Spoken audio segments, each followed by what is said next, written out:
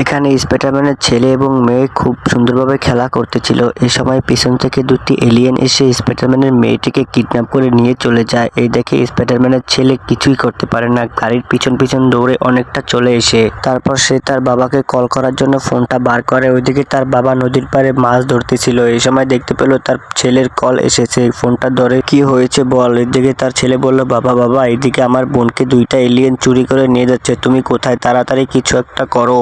এই কথা শোনার পর স্পাইডারম্যান তার হলুদ কালার গাড়ি নিয়ে এলিয়েনদের আস্তানার দিকে যেতে শুরু করে। কিছুটা যাওয়ার পথে দেখতে পেল আসলেই তো তার মেয়েকে নিয়ে এলিয়েনরা অনেক মজা করছে, তার মেয়েকে অনেক কষ্ট দিচ্ছে। এটা দেখে সে গাড়ি থামালো। গাড়ি থামিয়ে গাড়ি থেকে নেমে একটি গুল্লি নিয়ে আস্তে আস্তে সামনের দিকে এগোলো। সামনের দিকে এগিয়ে এক এক করে এলিয়েনদেরকে মারা শুরু করলো। এক এক করে মারতে মারতে সবকটা এলিয়েনকে মেরে ফেলে, লাশ বানিয়ে ফেলে। এটা দেখে তার মেয়ে কিছুটা খুশি হতে লাগলো। তার মেয়ে বলল, আমার বাবা থাকাকালীন আমার কোনো কেউ ক্ষতি করতে পারবে না। তারপরে তারা বাবা মেয়ে চলে আসলো। Subscribe my channel.